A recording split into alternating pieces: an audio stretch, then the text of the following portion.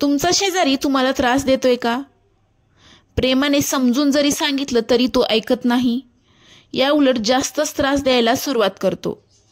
ह्या व्हिडिओमध्ये मी तुम्हाला त्रास देणाऱ्या शेजाऱ्याला काही मिनिटातच वठणीवर आणायचा कायदेशीर मार्ग सांगणार आहे.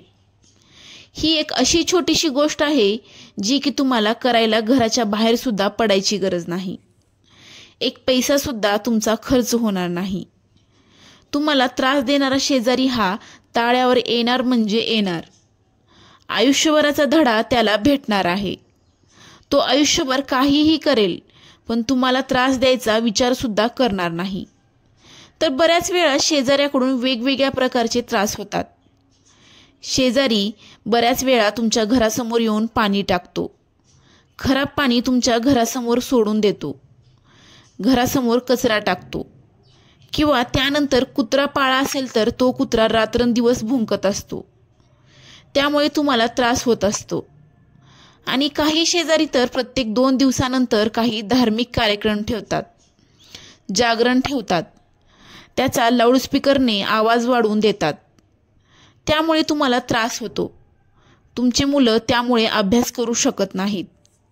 किंवा शेजाऱ्याने एखादे झाड लावले, झाडाचे फळे तो खातो, पण त्या झाडाचा कचरा म्हणजे त्याची पाने, फांद्या ह्या तुमच्या घराच्या आवारात येऊन पडतात आणि त्याचा तुम्हाला बराच त्रास होतो. काही वेळा तर काही शेजारी तर तुमचा जो कॉमन रस्ता आहे तिथे मध्ये खुर्ची टाकून बसतात. बऱ्याच वेळा पत्ते देखील खेळतात, मद्यपान करतात आणि कदाचित तुमच्याकडे पाहून हसतात देखील. वेगवेगळे टॉन्ट देखील मारतात. काही शेजाऱ्यांच्या टीव्हीचा आवाज इतका मोठा असतो की त्यामुळे देखील तुम्हाला त्रास होत असतो. तर असा कोणताही प्रकारचा त्रास तुमचा शेजारी तुम्हाला देत असेल तर त्याला कायदेशीररित्या 1 मिनिटाच्या आत कसा धडा शिकवायचा, ज्याला खर्च नाही, ज्याला वेळ सुद्धा कमी लागणार आहे. तुमचा शेजारी तुम्हाला त्रास देत आहे तरी सगळ्यात आधी तुम्ही त्याच्याबरोबर कुठलाही वाद घालायचा नाही आहे. एखादा चांगला वार पाहून त्याच्याशी चांगलं प्रेमाने बोला. त्याला म्हणायचं आहे, तुमच्या कुत्र्यामुळे, तुमच्या विविध धार्मिक कार्यक्रमामुळे किंवा तुमच्या अशा वागण्यामुळे मला त्रास होत आहे. माझ्या मुलांना अभ्यास करता येत नाही आहे, डिस्टर्ब होत आहे. अशा पद्धतीने त्याला विनंतीपूर्वक समजून सांगायचं आहे. आणि त्याला म्हणायचं आहे, तुम्ही ह्या ज्या हरकती करत आहात त्या कृपया बंद करा. काही शेजारी तुम्ही प्रेमाने समजून सांगितल्यास ऐकतात, पण काही शेजारी त्यानंतर जास्तीच त्रास द्यायला लागतात. मुद्दाम काही गोष्टी करायला चालू करतात. तर त्यांच्यासाठी काही प्रोसिजर आहेत. तर तुमच्या तालुक्याचे जे SDM साहेब आहेत, म्हणजेच सब डिव्हिजनल मॅजिस्ट्रेट, ज्याला आपण उपविभागीय जिल्हाधिकारी किंवा उपविभागीय दंडाधिकारी असे म्हणतो, तर या ठिकाणीचा एक नंबर असतो.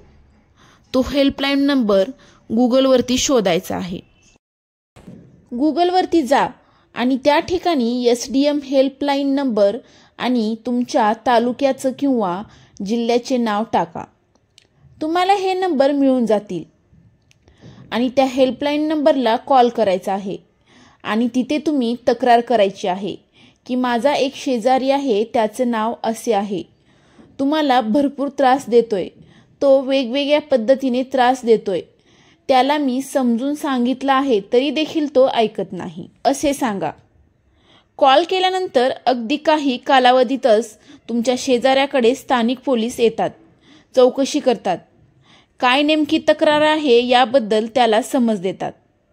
त्याला हवं तर पोलीस स्टेशनमध्ये घेऊन जातात आणि त्याला समज दिली जाते. ही पहिली पायरी आहे.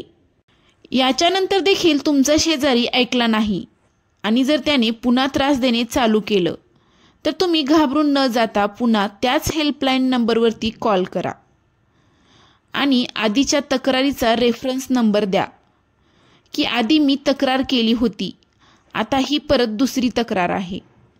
आता मात्र त्याच्यावरती BNS सेक्शन 293 अंतर्गत तक्रार दाखल होते आणि यावेळी त्याला कुठलीही समज न देता थेट 6 महिन्याची तुरुंगवासाची त्याला शिक्षा होते.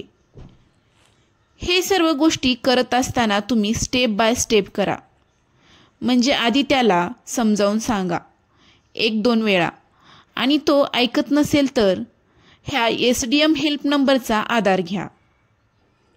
हा व्हिडिओ आवडला असेल तर कृपया लाईक आणि शेअर करा आणि तुमचा शेजारी कसा आहे हे सांगायला विसरू नका. धन्यवाद.